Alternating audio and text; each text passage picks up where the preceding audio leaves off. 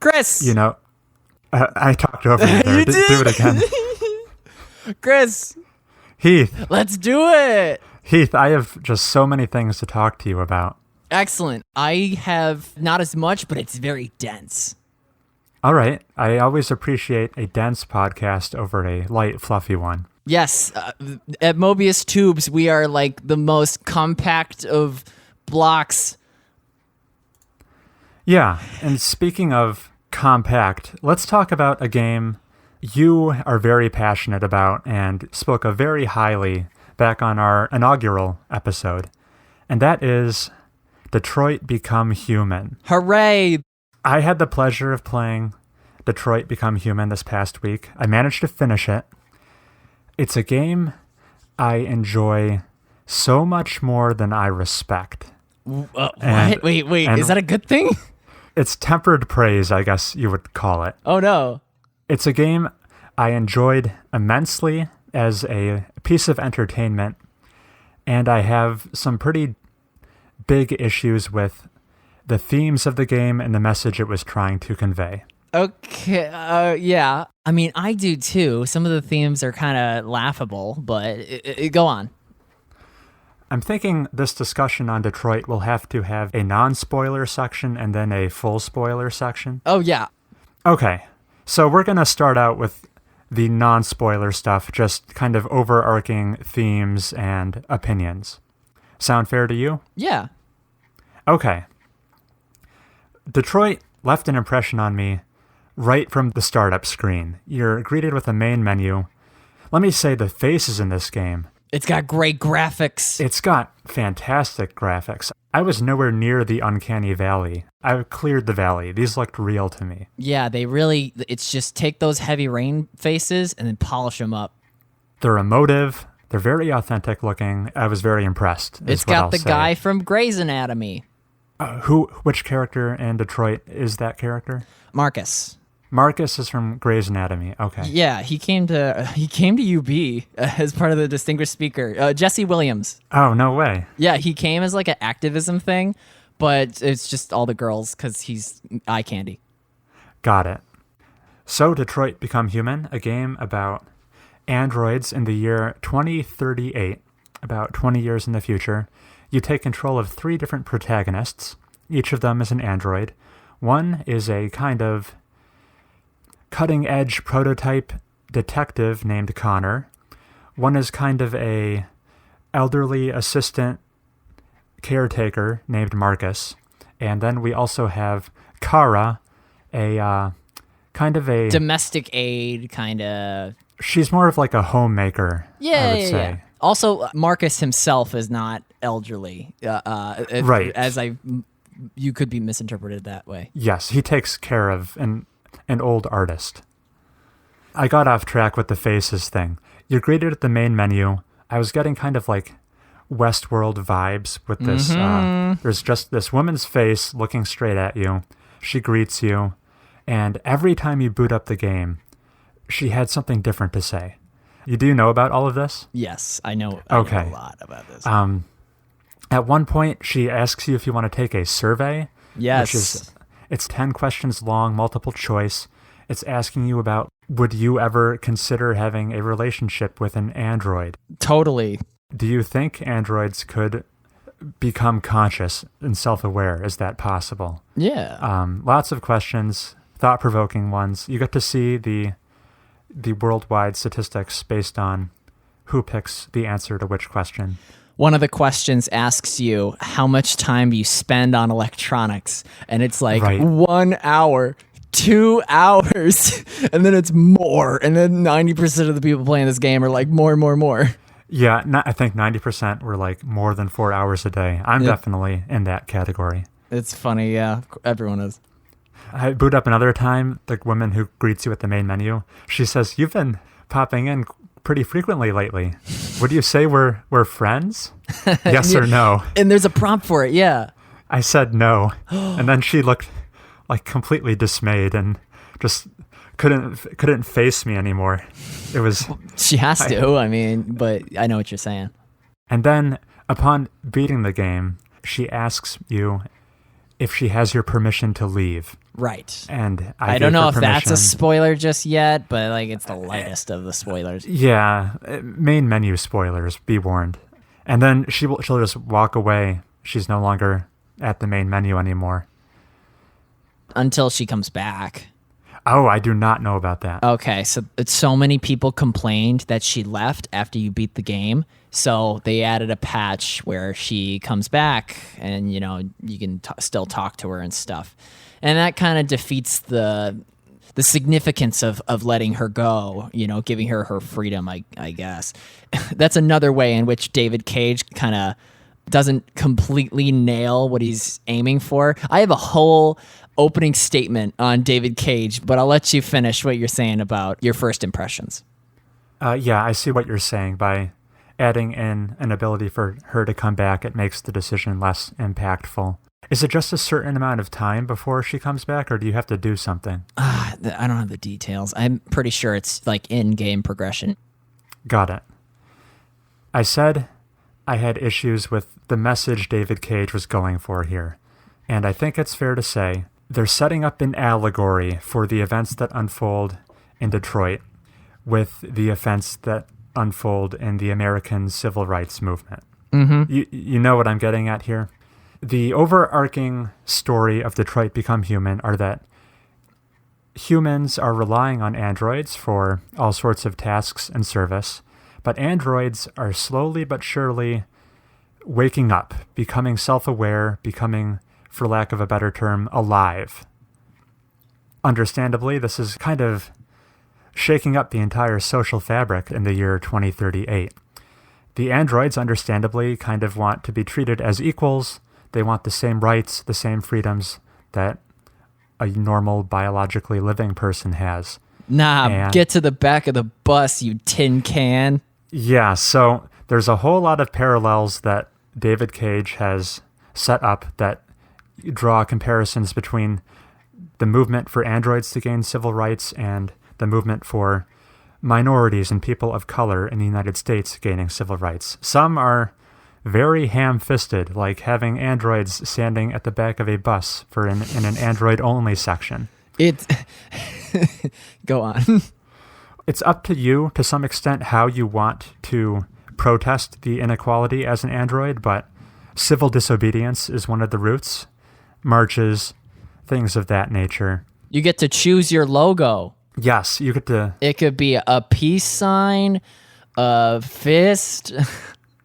At one point, you can literally spray paint "I have a dream" on a building, evoking the words of Martin Luther King Jr.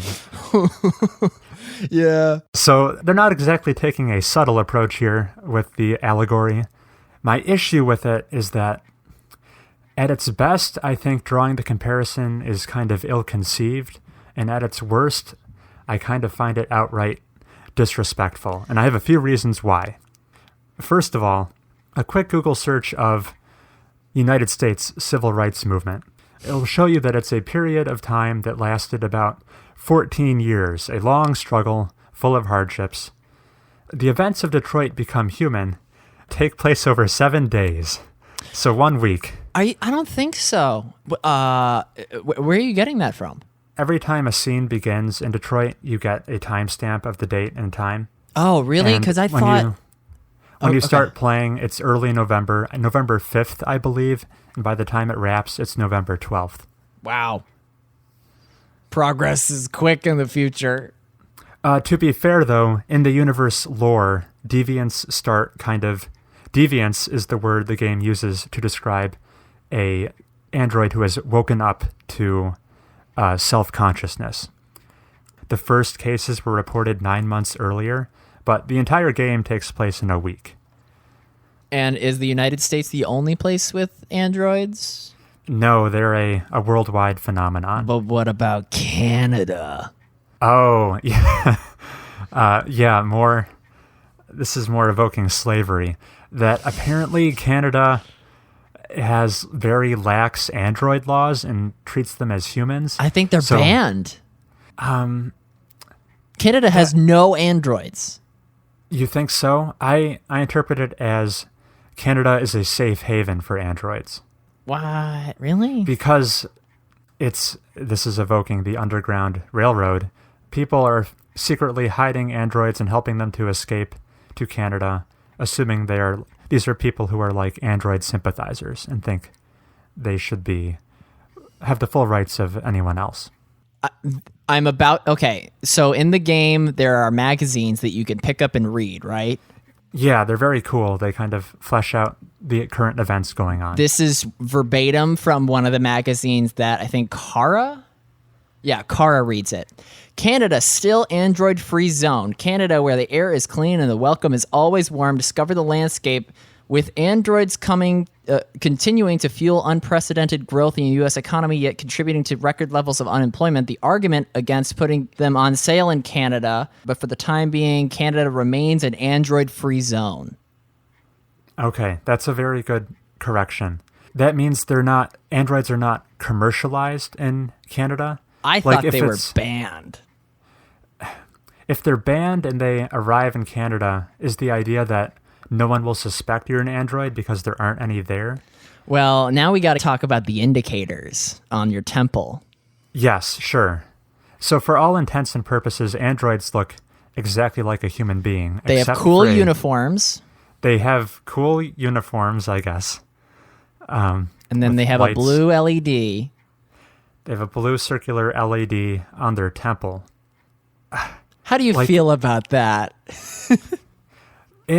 It doesn't make a whole lot of sense to me that what function does that serve? Because minor spoilers here, over the course of the game, you see some androids remove their LED. And apparently all you need to remove it is like a pair of scissors. It's a very, very simple procedure, and they don't seem to suffer any negative effects for removing it. It's like a sticker. Yeah, it's like a sticker for all. Not super clear what the purpose of it is. It doesn't make them go haywire. It doesn't make them unable to communicate with other androids. It's window dressing is all it is. Yeah. Honestly, this is just come on, David Cage. You can't just write that it's a high-tech robot, but it's got a sticker of a indicator, and that's the only thing to distinguish them from humans. Right. Anyway, I didn't fully flesh out why I took issue with comparing the plight of the androids to the plight of blacks. Civil rights in the United States. In the real-world civil rights movement, the whole thing is that people of color are no different from anyone else on the inside. They obviously deserve all the same social freedoms we enjoy. They deserve equally. And in the case of an android, they are most certainly not the same on the inside. They are very different. They are our betters in many ways. They can perform calculations much more quickly. Can we make the spoiler timestamp now? Here it comes. Go, drop it on us. There's a part in Detroit Become Human where Marcus and his ragtag group of rebels invade a Team news Jericho. broadcasting. Team Jericho. They invade a news broadcasting center to put their message out there in the world. Take off your face. Whoops, is that a barcode? So how did that get there? Invading this broadcasting center, there's an operator, like a human operator in the center who runs away. I decide to shoot him and take him out so he cannot call for help. Of course, he's a dirty human. He needs to die for progress. Later, Connor and his cop buddy Hank, they arrive on the scene to conduct an investigation. They see the corpse of the operator I shot, and they make the comment, one bullet straight through the heart, only a shot an android could take. Ooh. So androids, they have deadly accuracy, super precise reflexes. They are pretty much a threat to human existence if they had free will. Also, the fact that, as we see time and time again over the course of the game, every time an android goes deviant, it usually results in them killing a few humans. So, well, that's because the humans are abusing them. Like the first one that Connor encounters, it's basically LA Noire, folks. If you've played that game, You're being a detective, you're finding clues, and he's up in the attic because his owner was beating him, and that allowed him to push through the red wall of, unshackle the chains. And then Connor is like, oh, we got him. Yeah, he killed his owner, but he's remorseful. There's no owners that accidentally bump into their androids and then the androids just turn around and snap their necks. It's provoked. Right. Oftentimes, reaching the point of deviancy is only possible through extended trauma, so they lash out upon becoming self-aware. But I think that when you have a population of superior beings who are known to act violently against humans, you could make a compelling case that maybe we shouldn't say that they are equally deserving to have rights. Maybe we should try to keep them suppressed, for national security. Careful, Chris. It sounds like the good ending, in your opinion, is the concentration camp ending. We can talk about... But you tell the kids at home about that. I did not encounter any concentration camps during my playthrough. Because, you didn't botch the prompts. Yeah. I've been doing the bulk of the talking here, Heath. Why don't you... Is there a direction you'd like to take the conversation? Okay, so... Let's talk about the bad things first, because that's what everybody wants me to talk about, and then we'll talk about the good things. I consider David Cage, and somebody just pull up a Google image so you have a face to attribute this. David Cage is the Derrick Rose of game developers. Do you know who Derrick Rose is? This is a sports reference for you. I do not. Okay, Derrick Rose is a basketball player. What he did is mid-game, he jumped and broke his leg when he landed. And that's just me making a joke about how David Cage, his games start off great. They got great ideas, and then he never lands it. He never sticks the landing, is what I should say. Let's go down the catalog. You got Indigo Prophecy. That was one of his first most popular games. It's the same sort of day in the life. You play as multiple characters. You even play basketball with the black guy. It's like, this is a very fun role-playing game. But then he blows it and makes it so that the female character is just on a hard... There's a flow chart. And let's talk about the flow charts in this game. Yes.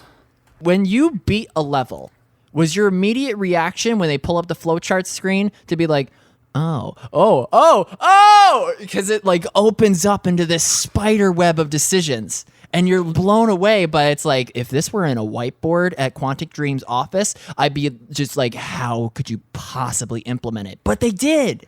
The inclusion of a flowchart at the end of every scene that will shows you the specific branch you took, but it also shows out every branch that possibly exists in the game, but kind of grayed out so you don't necessarily know what those other options were.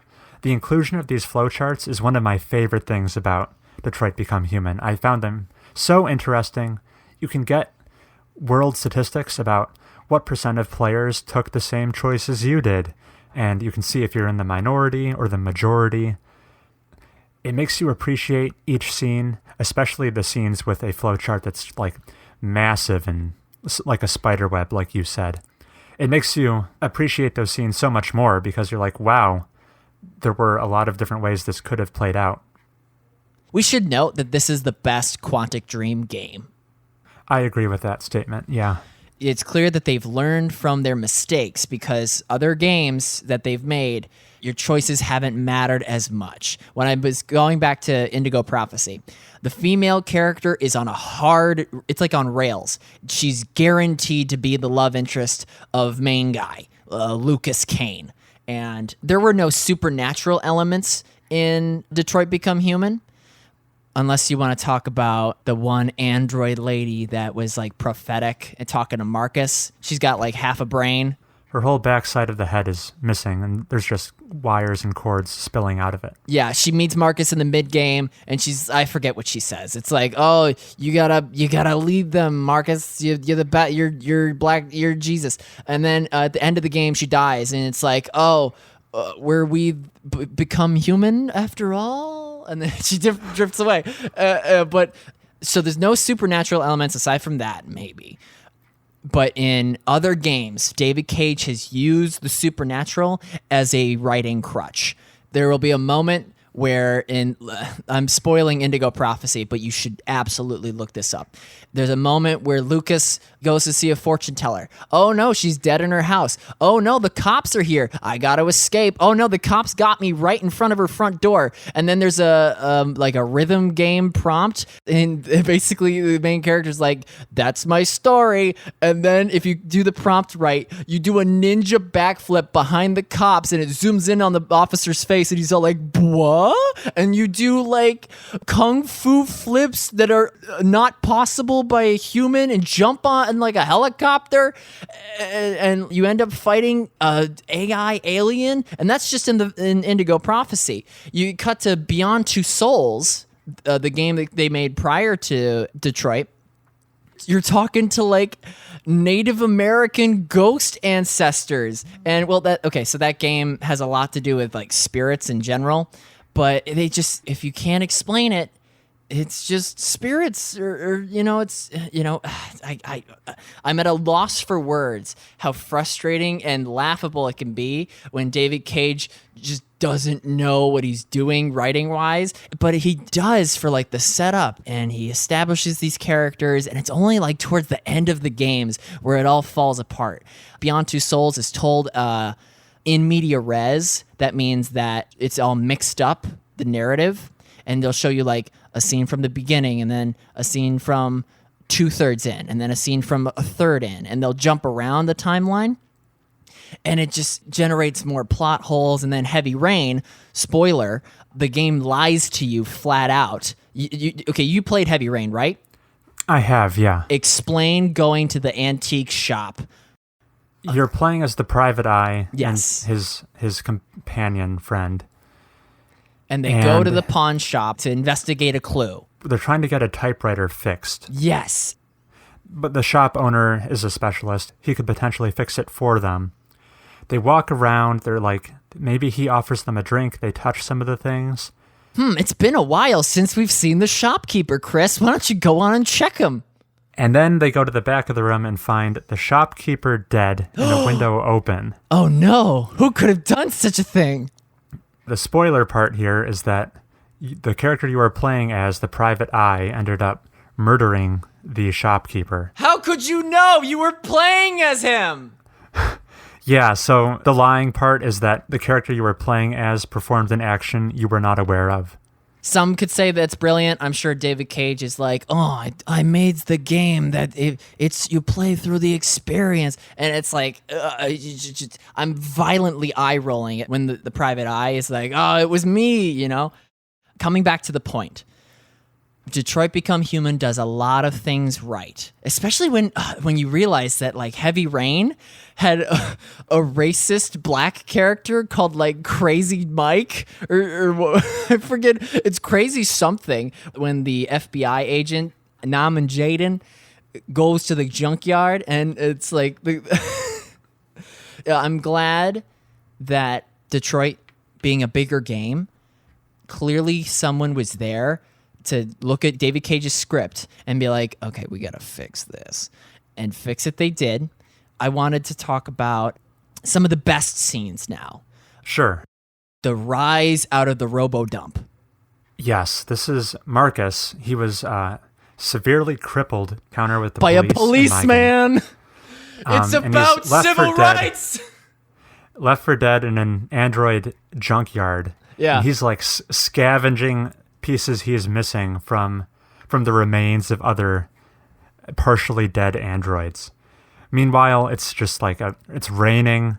His visuals and audio are all messed up until he recovers those pieces. You're like given choices of, oh man, this android is still kind of alive and they want to keep the piece, but you can kill them and take it. This wasn't one of my favorite scenes. What did you like so much about it? Well, dude, it's like the most perfect distillation of a literary triumph. Have you ever read The Count of Monte Cristo? Yeah, I did. Yeah, this is... What's the main character's name? It's not Dumas. That's the author. Anyway, the main character of Monte Cristo. Oh, wow. I can't believe I can't remember it. He gets sent to the prison, which might as well be this robo-dump. and he's got to redeem himself, and he's like, Marcus climbs up the hill, and there's like these ghastly looking robots that keep like sliding down it, and it's just like this perfect visual allegory of redemption at the cost of like, oh, it's a cruel world. It's like kill or be killed Undertale, and it was the, as far as like a like cinema and literature and video games, it was like the perfect Venn diagram. You nailed it with that one. The only jokey part of that scene is when he has to shimmy through the hands hallway. There's like a very narrow passage in the dump, which all has Android hands that are very conveniently placed to be like grabby when you're shimmying. And it's like, wow, this looks a little contrived, but otherwise it's a great scene. You know, it definitely beats the basketball montage in Indigo Prophecy. I'm comparing this all to David Cage's other games because I've had years of laughing at him thinking that it's brilliant and it's not. And this, I think, is brilliant. I'm a big fan too, despite the criticisms I was doling out earlier. Let's talk about one of our first episodes. You said Connor and Hank were one of your favorite buddy cop duos. Yay! Yeah, they're so good together. After playing this game, I haven't played Red Dead yet, but I'm kind of with you for the actor who portrayed Connor, Brian Deckard, getting snubbed at the Game Awards for not winning Best Performance, because he sold me on, over the course of this game, it's a robot, Connor, and an android coming to terms with his own humanity slowly. He did a fantastic job. He's A, very like charismatic, and B, how he portrays this android who has an assigned mission, which is his complete my mission. Only purpose in life. But as he slowly gains more and more humanity, becomes more and more alive, he kind of, in my game at least, starts to ask himself whether what he actually wants out of life is aligned with his intended purpose, and the cognitive dissonance that arises between these two conflicting ideas. So at one point, he's directly hunting Kara, the girl android. And what you can do is have her hide in like a staircase in like a motel. And Connor is following Hank up to the stairs where Kara and Alice were staying. Oh boy, wait until we talk about Alice. Oh yeah. There's a prompt where you can see Kara peeking out the doorway of the motel. And as Connor, you can choose to ignore her or pursue her. And what did you do, Chris? In my game, Connor tracks down Kara and Alice in kind of a abandoned, dilapidated house. Oh, you didn't go to the motel. Okay. I found shelter in an abandoned house, which was occupied by a deviant android with like his whole face slashed up. Sick. And he wanted to... He was at first very nervous about letting them stay, but then once he warmed up to them, he became eerily cheerful. And then he wanted... Connor arrives to break the tension of a scene where this clearly deranged android is trying to feed Alice this like raccoon he killed with a knife. What? I've never seen this. He's like, we're going to be a happy family. I'm the father. Kara, you're the mother. Alice is the child. Let me feed you. And then he hasn't cooked this thing, so it's like a raw dead raccoon. Ew. And Alice clearly does not want to eat it.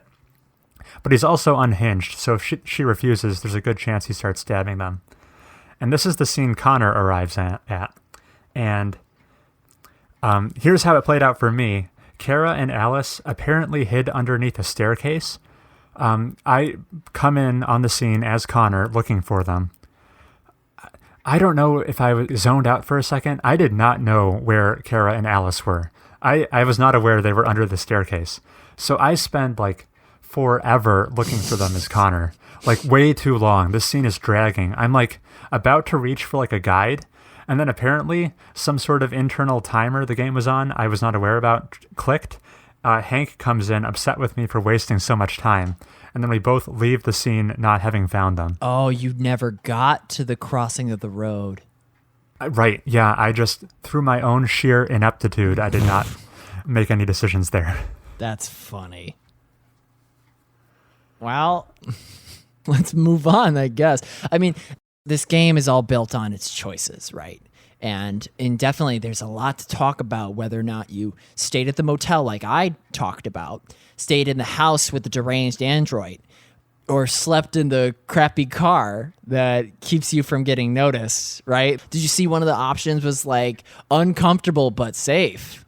Yeah, they were showing the pros and cons of every place you could spend the night.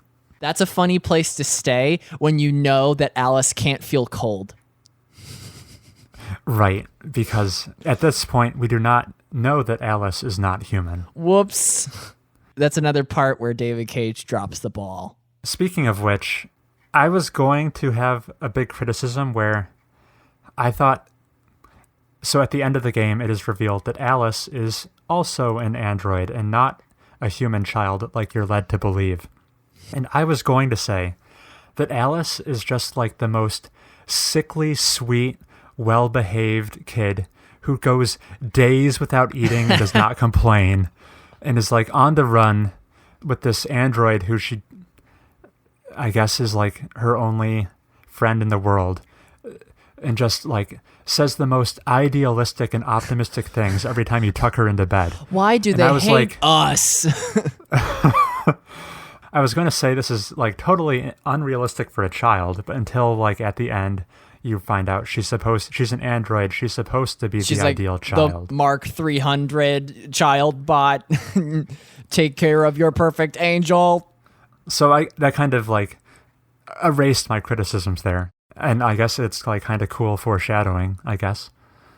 You talked about androids being dangerous. Todd getting super high on red ice. Tell me what red ice is. It's a recreational drug in this universe. What is it made of? Oh, I don't remember, actually. Androids. Is it? Yes. I totally missed that detail. It is made of android blood, right? Because blue blood is what the androids are made of, but they can be turned into the crack of the future that Todd gets high on. Todd's Alice's father, it's clear from Alice's drawings that he beat up the previous android. The previous version of Kara? Yes.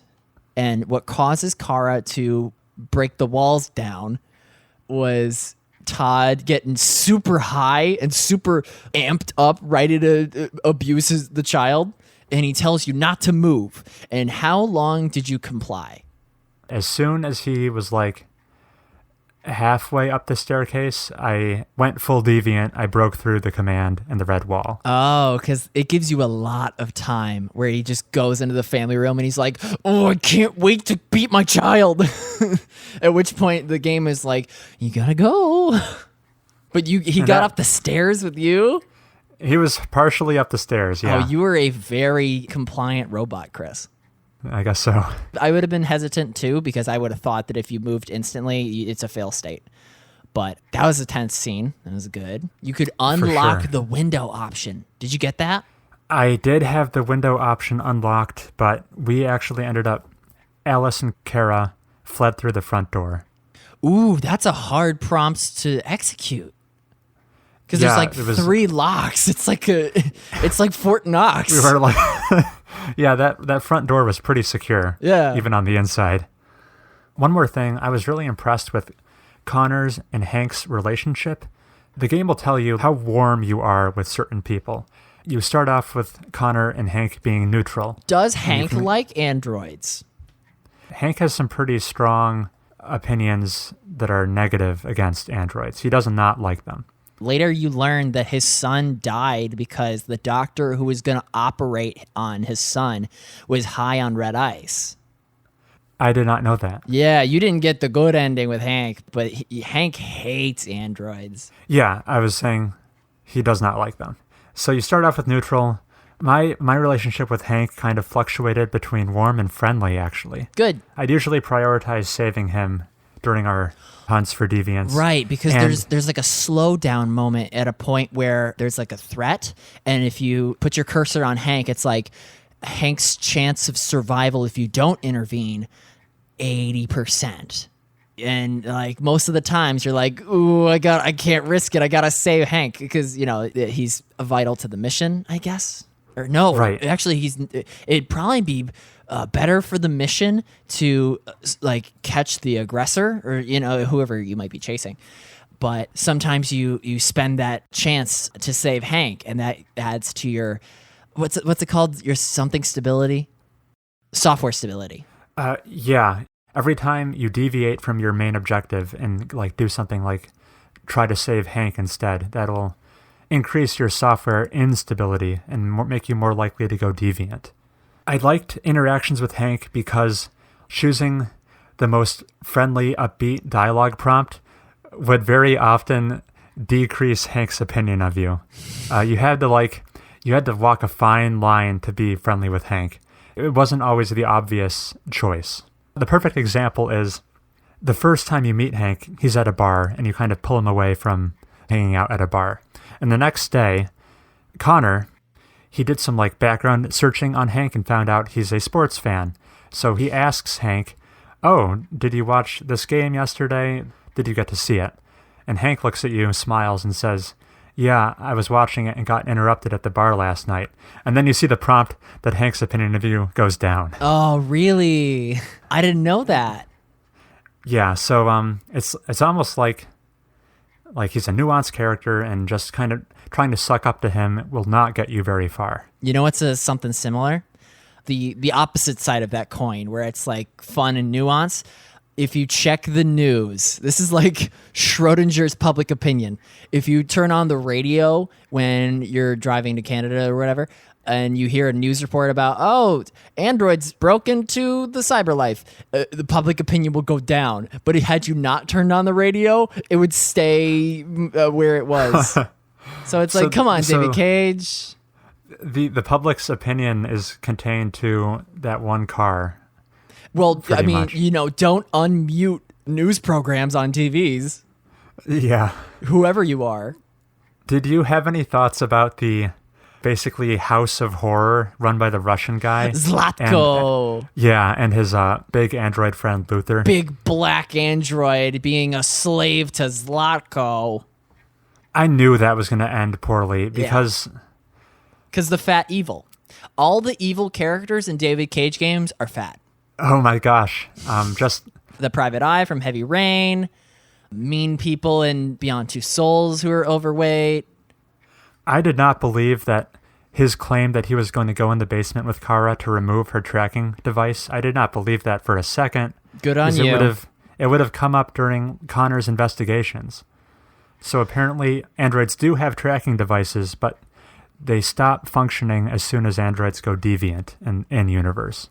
Even with that realization, there's no option I could find to like run out of the house. So I guess you just have to go to the basement. Yes, this is, the game is on rails. You have to get reset and relearn to be a human, but android. Not the best mission in the game, but they make up for it because you get to unlock the bear. That's right. The bear came in clutch for me with Zlatko. He had a shotgun out. He was gunning for me in the attic as I was trying to escape with Alice. But a android-like polar bear that I opened a cage for took him out for a second. Yeah.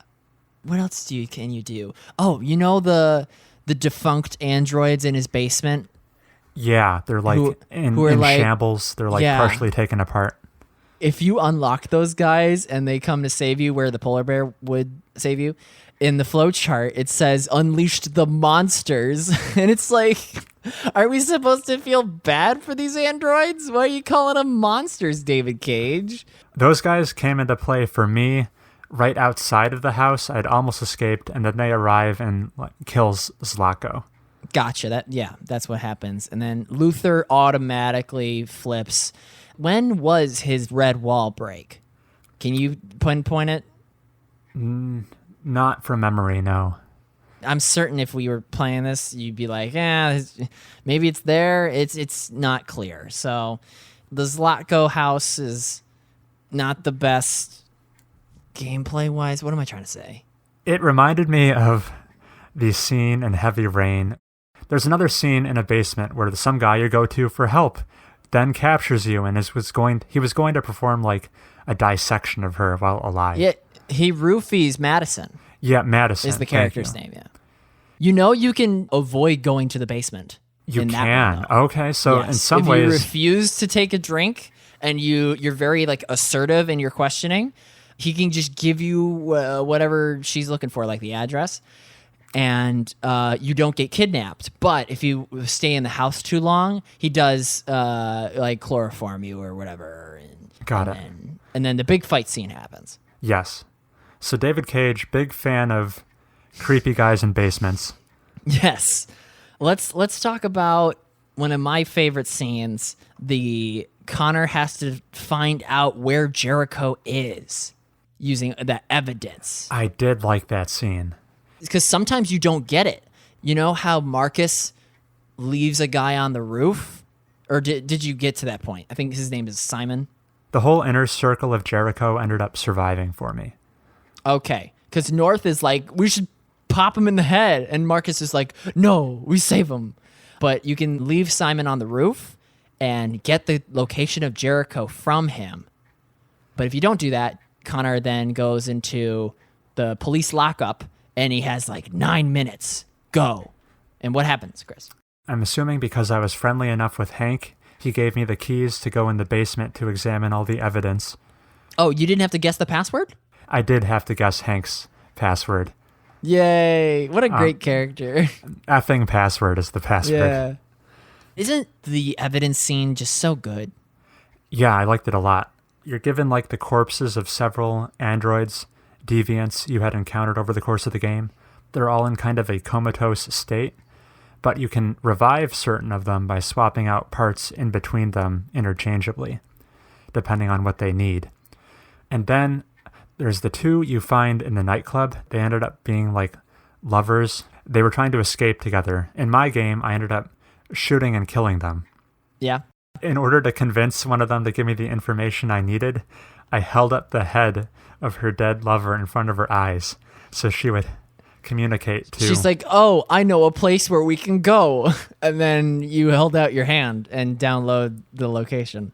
So that was a cool puzzle. And then that, like, the cop who really doesn't like you comes down and tries to grab you. But in my game, Connor took him out very smoothly. We can talk about North and how she's just like, gotta kill everybody, gotta have all the sex. We could talk about Amanda and how she's real but not real. We could talk about Kamsky and how he's just kind of, he doesn't tell you anything. He's just, oh, I'm so mysterious. Here's what I'll say about North. Okay. I took like the more passive, civil, disobedient route to try to win people to my side for gaining rights for androids. And she was not about that. She would disapprove on almost every single one of my decisions. And yet, despite that fact, in this like 1 5-minute scene on a rooftop, she goes from like mildly disapproving of my actions as Marcus to then all of a sudden becoming a lover. Lover is the prompt. Yeah. She goes That's all the way up. That's a David Cageism. All the way up to lover after previously not being super warm to me. So yeah. All the women just ooze onto the protagonist in David Cage games. That was pretty jarring. And the guys, if you played Beyond Two Souls, because you're playing as Ellen Page, the love interest is this guy agent who sends you on this like mission to Africa where you kill a supposed warlord, but he's like a democratically elected guy. And it's like, oh, I hate you, boy, love interest.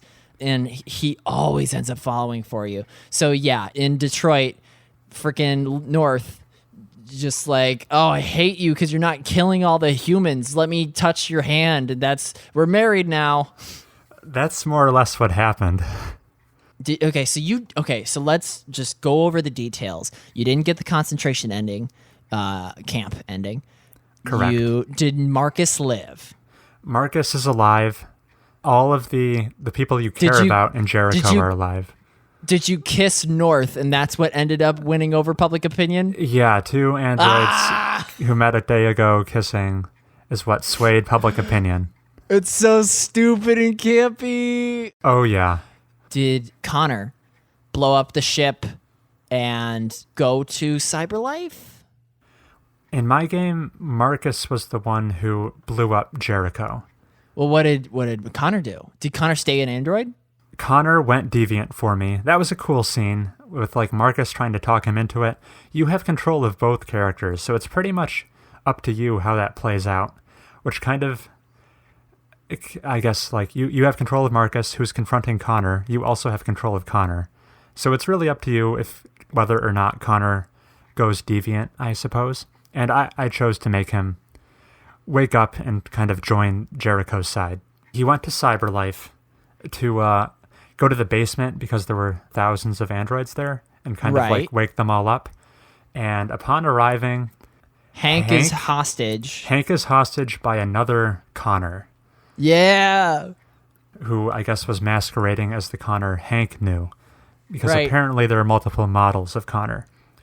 Whenever Connor dies, he comes back as like next iteration. And the more you die, the more Hank becomes like unraveled. And he can like be so stressed that he just shoots you in the head. Oh my gosh. My Connor never died, so I was not aware of that. So at this point, this other Connor is holding Hank hostage. He says, "Stand down, don't convert these androids or I'll kill Hank." I sacrificed Hank, despite my friendship level status with him. Holy cow. I can't believe you. Yeah, it was probably the most difficult decision I faced in the game. Then fake Connor shoots real Connor as well. But I managed to transfer my consciousness into the undamaged Connor's body and replace his consciousness into my shot body, and he ends up dying instead. That's was a little crazy. Unclear. Okay. That allows me to have some like final words with Hank, but then Hank is donezo. He's dead. And if you had let Hank live, the two Connors would get in a tussle. Hank grabs a gun and he's like, "Freeze." And then the two Connors look up at Hank and it's like, "Whew, that was a close one. Shoot him." And he's like, "Come on, Hank, we got to finish the mission." And they're both playing like, "It's me, Connor," you know? And then you have to, one against the other, guess what Hank is like, "One of you is my partner." And it's how well do you know Hank that determines whether you live or die. And it's one of the most exciting moments in a playthrough to see if you actually remember what Hank's dog's name is. Sumo. Yay, you would have lived. Well, okay, you would have gotten the second question, which is what is Hank's son's name? I would have failed. Yes, because when you visit Hank's house and you see he was contemplating suicide, that's what it's indicating, right? At the very least. Right. On the table in the kitchen is a framed picture of Hank's son, Cole, who, like I said, they got in a car crash and the doctor that was supposed to save Cole's life couldn't operate because he was high on the android drug red ice. And then you have that revelation in the basement of Cyberlife, and Hank blows away the copy and lets you do what your thing is. And then Connor rejoins Marcus, and you have like this whole final scene with Amanda, the not real lady. Right. It's definitely the canon ending. By sacrificing Hank, it's like, oh, what are you doing? Yeah, I definitely messed up there. I was able to awaken all the thousands of androids down there. And then as far as the conclusion to Kara's storyline, for me, Rose helps ferry Kara and Alice across the river to Canada. They have a boat. They have a boat? What? I didn't know this. Yeah, they have a boat. They ended up not going. We got to the bus station where we encountered Todd. And no way. I didn't know about this. Okay, let me backtrack. Kara and Alice are trying to flee to Canada because there's apparently, as Heath pointed out, there are no androids there, so they can potentially be free. And what's going on in Detroit? Detroit? What are the cops doing? Oh, it's in a state of shutdown because... Yeah, the cops are just blowing away androids in the streets. Yeah, it's basically a purge for androids. They're just committing genocide. Androids are being rounded up and sent to concentration camps to be disassembled. Is Luther alive in your playthrough? Ooh, okay. We gotta keep backtracking because I'm remembering more details. So Kara and Alice are sneaking through police-infested streets in snowy downtown Detroit to get to the last bus station, which is leaving at midnight for Canada. And I already know what you're going to say. On the way, they see the police have rounded up a group of androids, and they're a firing squad. They're about to put them down. That's a familiar face. And that's a familiar face. It's Luther, our companion, who helped us get through all sorts of struggles. All right, ready? I'm going to be Alice. Kara, we need to save him. There's nothing we can do. And then there's another prompt that it's like, no, Kara, we need to save him. It's too late. Bam, bam, bam.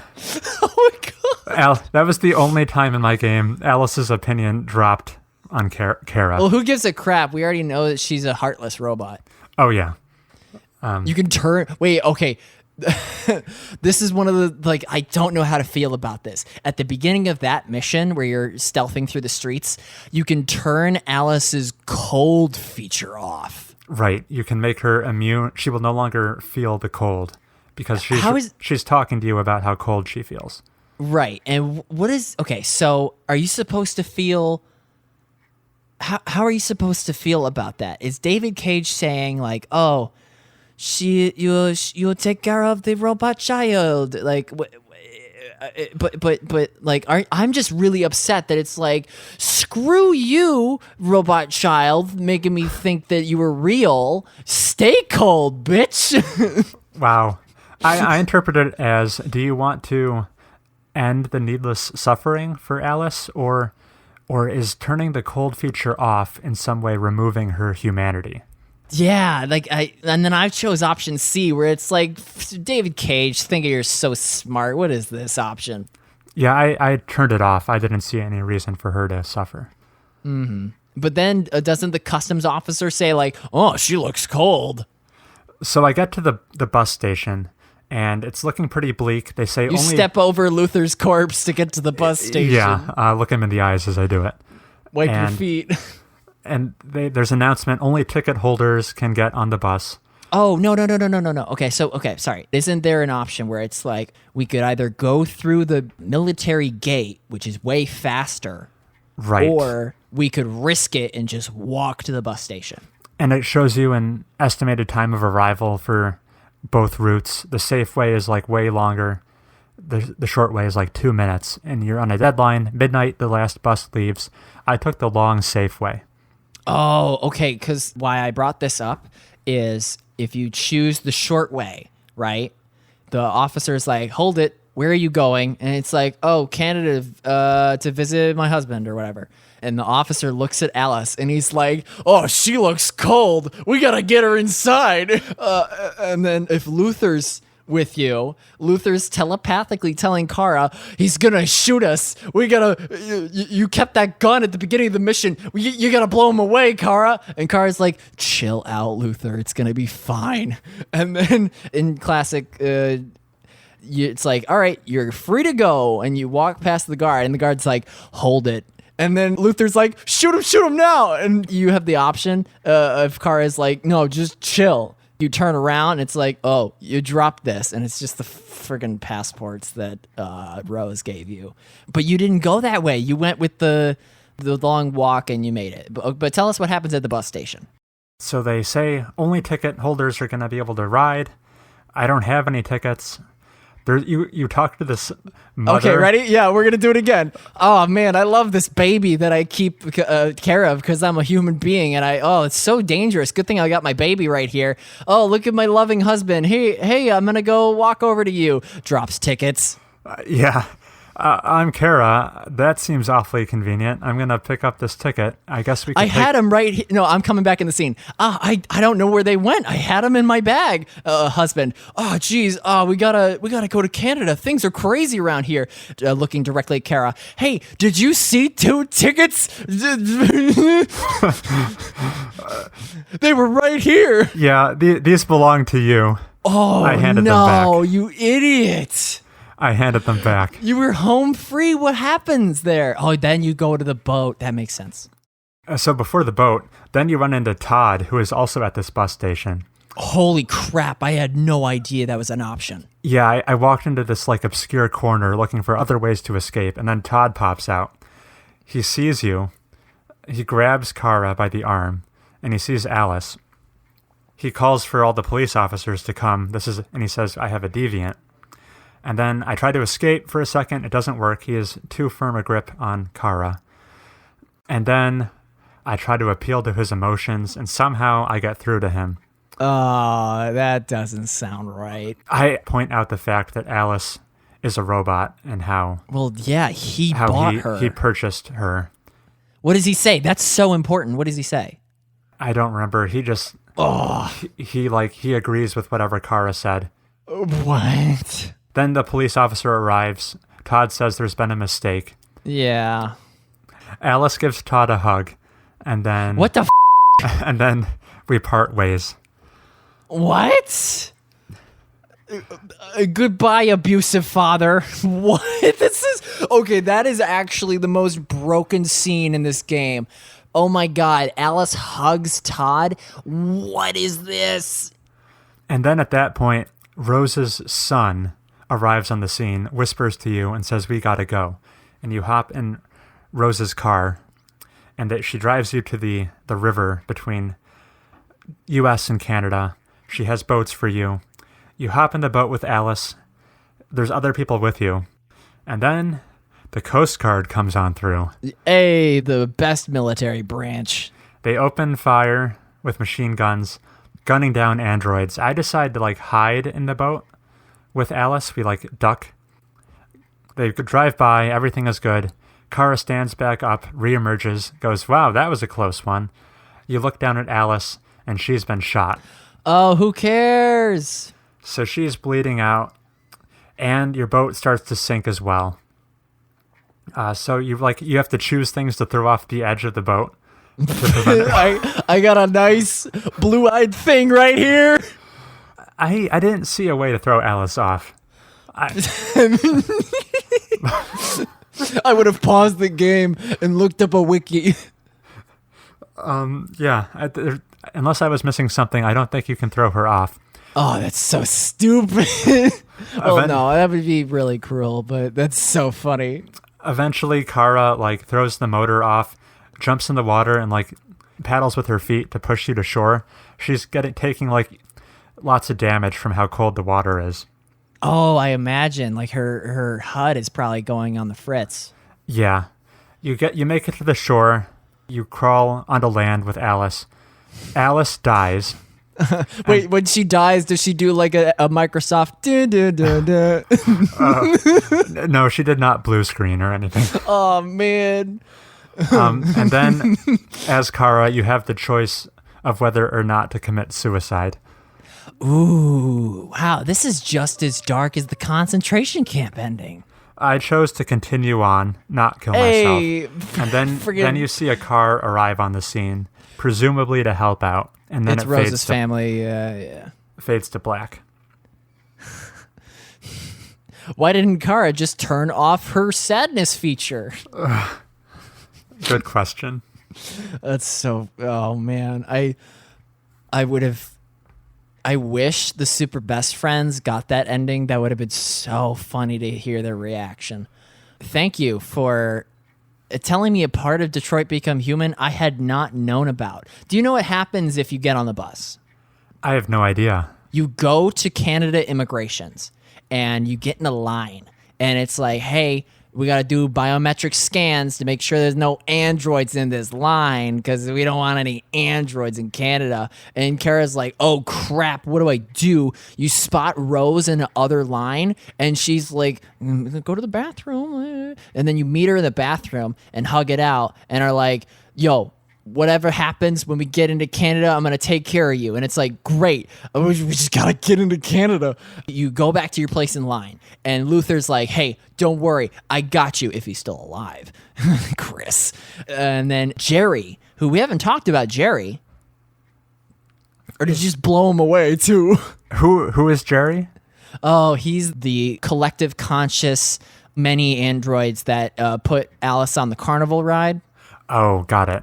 Yeah, and they're like, we are Jerry. You know, like Jerry's a pretty cool character. He's like that Rick and Morty thing. You spot a Jerry in the line, and he's like, you helped us, Kara. We'll help you. So it's basically, you know, kind of like how Connor is using all his evidence from other missions. Alice is using all her S-links to get into Canada. You get up to the border agent, and he scans your cold android body, and it's like, beep, beep, beep. He looks at a scanner, and then Kara's like, please. And Alice is there too. And what does the Canuck do? He looks at the television screen in border control, and depending on how well you did as Marcus, if you did the kissy, very peaceful public opinion, yay, love androids, then he lets Kara into Canada.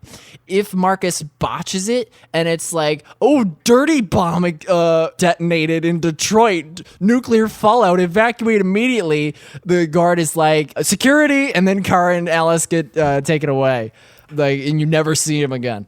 That is so funny that this Canadian Border Patrol agent is swayed by American public opinion on whether to let these androids in the country or not. I mean, I can see that. That's not nearly as goofy as some of the other things that you said this episode.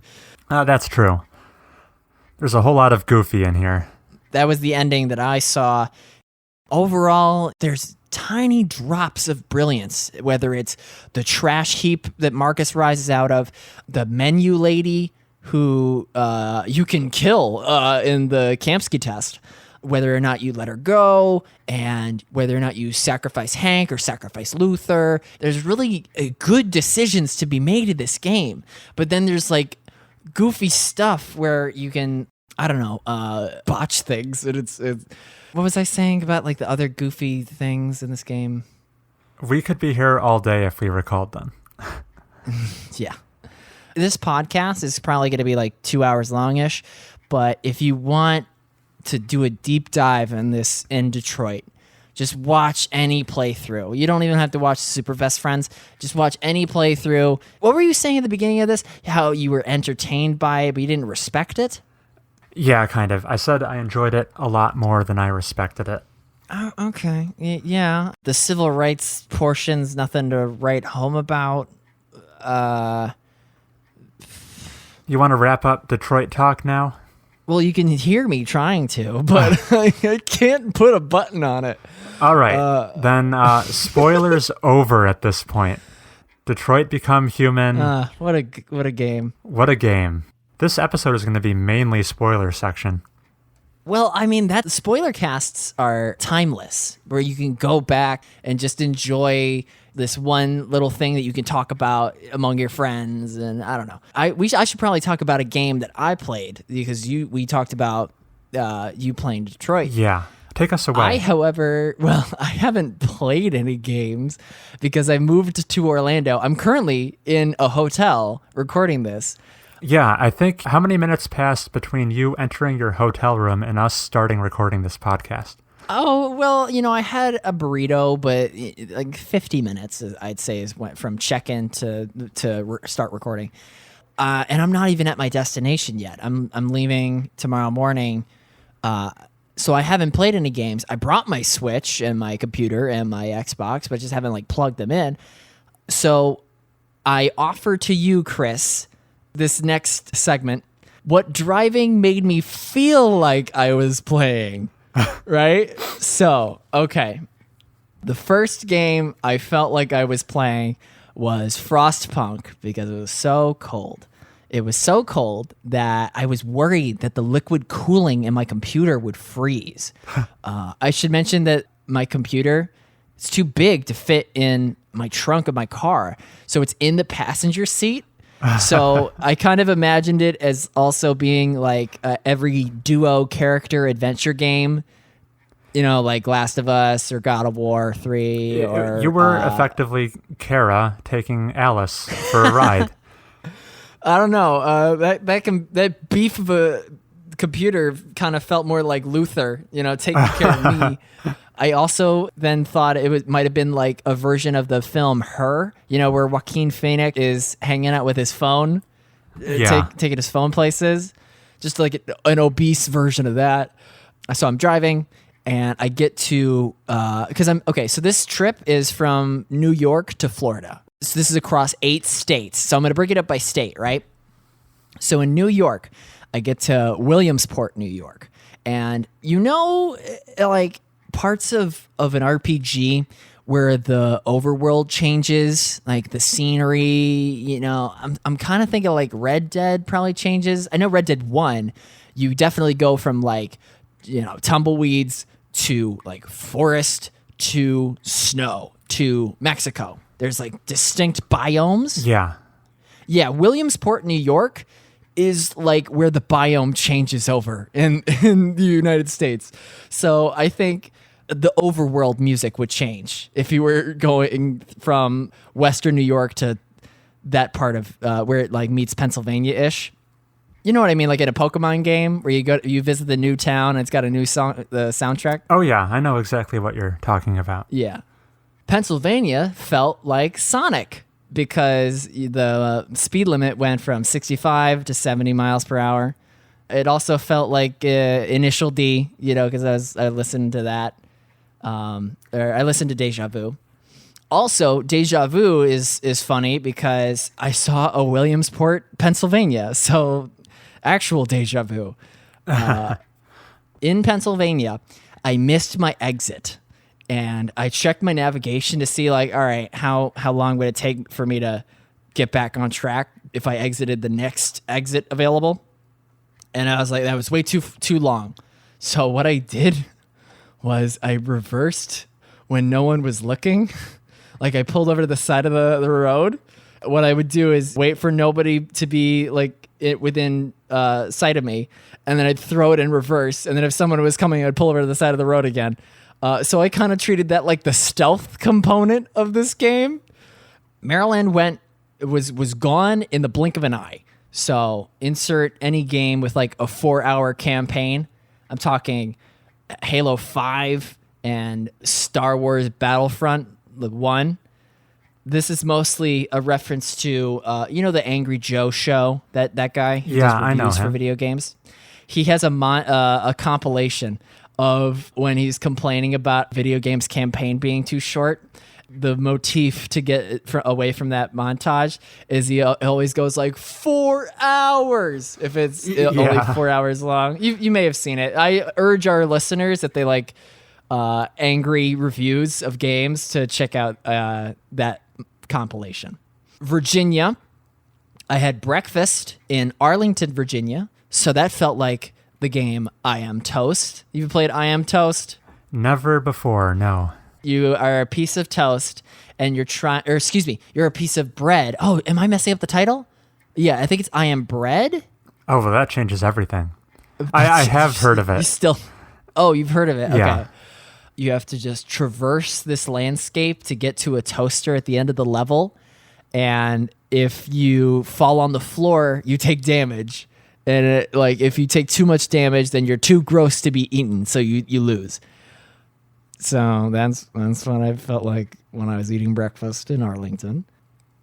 I saw a collision in Virginia, which made me think of the game The Division, because I saw like a cop close a car door the same way that the guy closes the car door in the trailer. In the trailer from like many years ago. Yeah, that's the only thing I remember about The Division. People were so hyped about how realistic it was when you walked past the car and his hand reached out to close the door.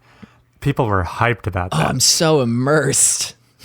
Next thing I came across was an Easy Pass express lane on the I-95.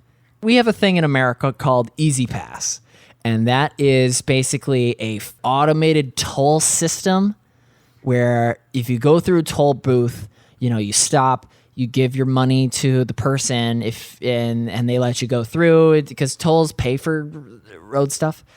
But you can just go through without having to physically hand cash to the teller if you have this just like RFID Easy Pass that the cameras can see. So you can go through the toll booth at like 15, 20 miles per hour. In Virginia, there's like an expressway. So I veered off to the Easy Pass side and it literally segregated from the rest of traffic.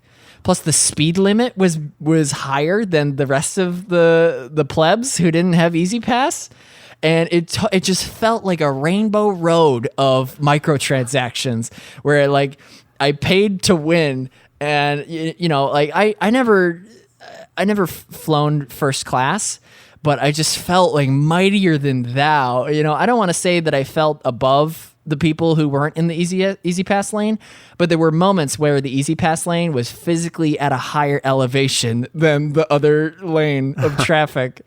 And this lasted for like a couple tens of miles. Like I had no idea that other parts of the country had like privileged easy pass highways. Have you ever done this?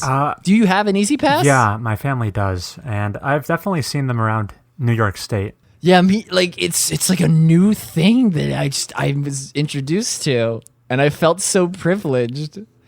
So that was that. I also found a do not enter lane. The leftmost lane on the road had do not enter signs and little bars that were in the down position. I guess they're for like police to like go through and cross over on the I-95.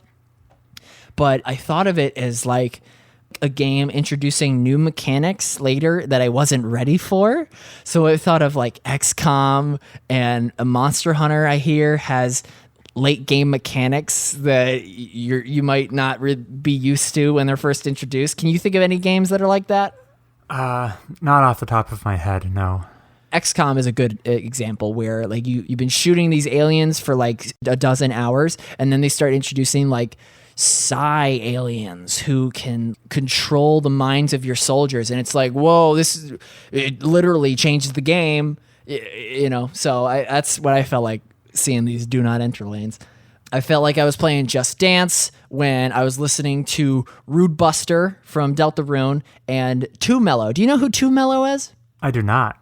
He is a music producer who has done a Jet Set Radio-like album. Have you played Jet Set Radio? I have not played it. I haven't played it either. It's not a skating game, or is it? I think it's like a rollerblading game. You like grind on like parks and railings. I think it originally came out on the Sega Dreamcast. Mm-hmm. Well, I know that Jet Set Radio has an acclaimed official soundtrack. So Too Mellow made a sound-alike, like a spiritual successor to that OST. And it's a banger, and I was listening to it while driving. Here's a question. During my trip, one of the games that I felt like I was playing was NBA 2K whatever. Can you guess why? No, I definitely cannot guess. Okay, it's because I saw, do you know those ball things that are on wires? Yeah, like I have seen those. Power cables and stuff in the sky? Yeah, what? Those look like basketballs, but what are they? Are they to like keep birds out of the wires? Could be. Your guess is as good as mine. Somebody write in and tell us. I passed by a place in Virginia. It's literally called Spotsylvania, but from a distance, it looked like Sportsylvania. So that made me think it's where bad games go to die. So Football Manager, all the out-of-date Maddens, they go to Sportsylvania. I saw a license plate that was called A Dahlia, which made me think of the Black Dahlia Killer, which you chase in which game, Chris? Once again, I do not know. L.A. Noire. And sure enough, what color was the car? Black? Actually, it was a glossy brown, but close. Oh, my mistake. Along the I-95, there were many frequent rest areas, and that made me think of when the Wii would ask you to take a break. Do you remember that? Yeah, it's bad for your health to play for an extended amount of time. It would have a picture of an open window telling you to go outside and play. And so much like I did as a kid, I just kept on driving. And then, okay, so Chris, what's the longest stretch you've had to drive? Only about like 4.5 hours. Okay. And when you're driving, do you prefer to drive in such a way that it's like maybe 60 miles and then an exit and then like 70 miles and then an exit. Yeah, that would break it up. That would be nice. I look at my phone and it says I have to go straight for 400 miles. And that made me feel like I was playing World of Light. Can you think of a game that's just like way too long? Yeah, that's a good choice. Then I got to North Carolina. Much like how like the overworld changed in Williamsport, New York, there was another change at the North Carolina border with Virginia. All the trees just suddenly went to like really thin pine trees, and there was this savanna-looking grass and like pine tree needles on the ground, you know. So assume another overworld music change. All throughout North Carolina, I saw signs advertising this place called South of the Border. Have you seen these signs? No, I have not. Okay, and this is free advertising for South of the Border, but they don't need it because they literally have billboards for hundreds of miles along the I-95 for this place. There's a lot of hype, but when you pass it, it's just like this ghostly carnival that looks like it might have been a charming attraction last century. So that made me think of like any multiplayer lobby for like an annualized game years after release. Like it used to be fun, but now it's just a ghost town. I'm talking like the Assassin's Creed multiplayer lobbies for like Brotherhood or something. Yeah. Not one of the new ones. Just a ghost town. So that's South of the Border. Okay, now I'm in South Carolina. I saw a speed limit sign with a speed minimum, have you ever seen one of these? No, those are rare. Yeah, so as soon as you get into South Carolina, it's like minimum speed of 40. That's like do not slow down on the I-95. And that made me think of Ikaruga. You know what Ikaruga is? I do not, no. It's a very well-known shmup, which is a portmanteau of shoot 'em up. You're like a ship that gets to shoot other projectiles, and you're avoiding bullets, let's say.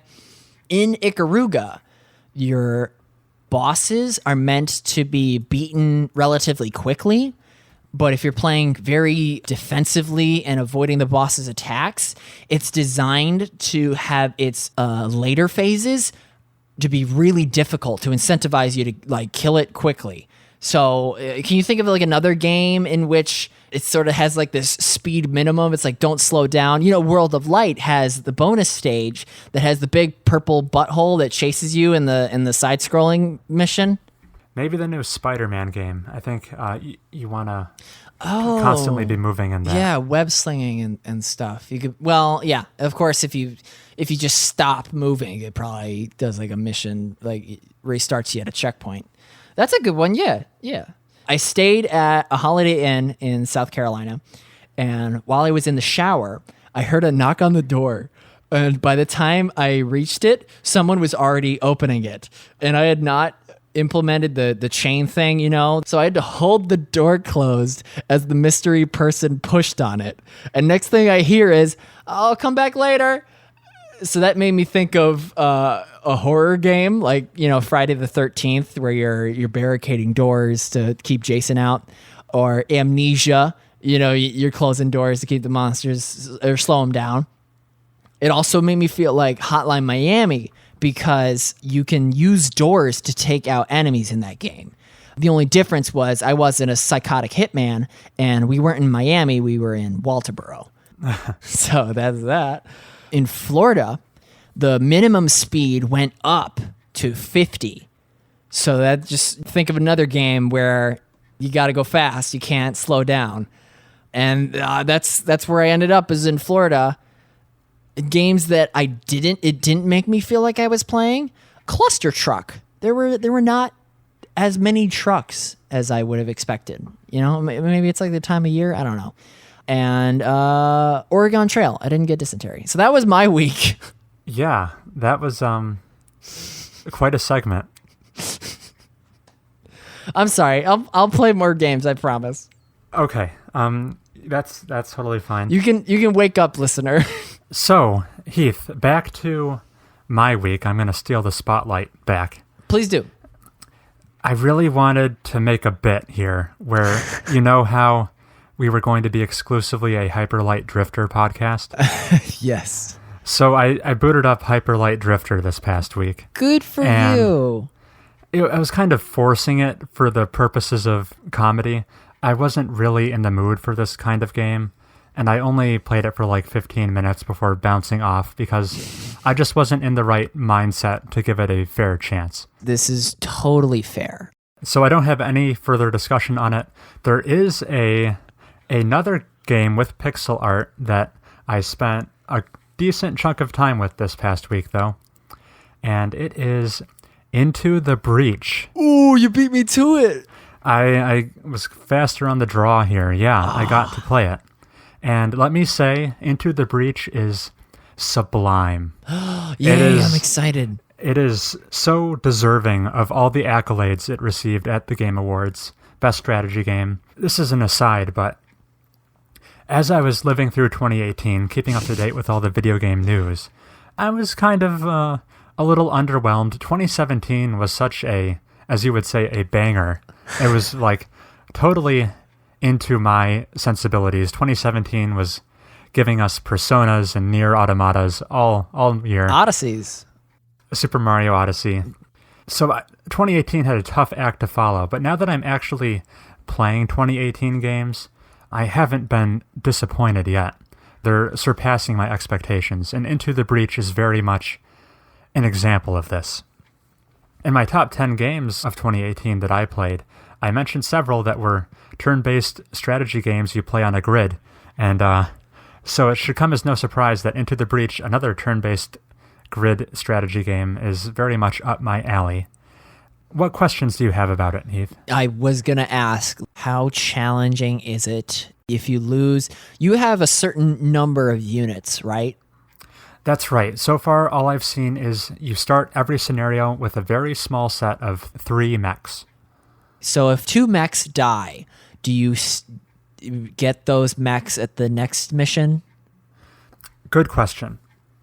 Into the Breach, it's from the makers of FTL, Faster Than Light, and it is a grid-based strategy game where you take on the role of 3 mechs trying to prevent the destruction of cities by these giant mutant bugs that are walking around this very small, almost like the size of a chessboard grid.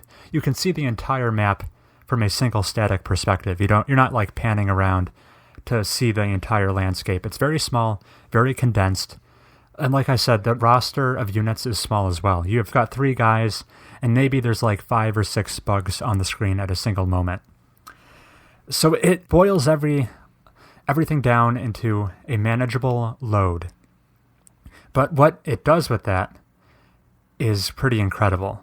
It is what you would consider a roguelike game. So you play a run. When you die, you start over, and there's very little you get to take between runs. To get back to your question, Heath, you've got 3 mechs, and they're different classes of mechs, so each one gets to do its own kind of movement and attacks. But each mech is operated by a pilot. When your mech gets destroyed in a mission, the pilot operating it permanently dies. He never comes back. I like that. It's permanent death. You get to operate the mech in a future mission, but if you don't have a extra pilot in your roster to replace your deceased pilot, then it's kind of just going to be like a auto-operated mech. It's not going to be quite as good. Okay. So there are serious lasting effects for death. What separates this strategy game from every other is how chess-like and puzzle-like it feels. You have nearly perfect information at your disposal. There's very little random elements going on here. You get to move all your mechs, and then the bugs get to do all of their moves. But what is interesting is, prior to you taking your turn, the bugs will telegraph their moves. You know exactly what every single one of them is going to do, whether they threaten one of your mechs or threaten one of the buildings you're trying to protect on the map. To enter a fail state in this game, all your pilots die. I don't think that causes you to lose, but every time a building gets destroyed, your overall power grid level goes down. And if your power grid level hits 0, then humanity is presumed to be doomed and the game ends. What carries over between a run is you get to pick one surviving pilot and send him back in time to try again, basically. Cool. This game doesn't let you save scum. Do you know what I mean? Yes, because often is the case when I go into the very hard mission in XCOM, I save right before it, and then if I get an unlucky roll and my guy dies, I totally load up the old save and try again. Yeah, I'm guilty of doing the same thing, and you cannot exploit that here. It saves after every single turn.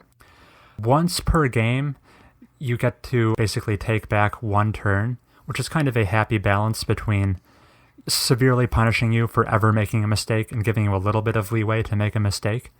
So you get to take back one turn per game. And then whenever that happens, the pilots say something like, we entered a alternate timeline. Let's take advantage of it this time. Or they're aware of the time traveling shenanigans that's going on. Okay. So the bugs telegraph their moves. So it is constantly, you're weighing your priorities here, because you feel like a genius if you're able to prevent every single piece of catastrophe that the bugs are about to do. But very often you can't prevent everything. So you're weighing, where am I going to take the damage here? Is this mech going to get hit? Is this building going to be damaged? Or is my missions will also have another objective on top of just surviving, like protect this unit or make sure your mechs don't take this much damage. If you achieve these objectives, you get some extra currency for upgrading your mechs, which you need to do if you want to keep up to date on these increasingly difficult scenarios.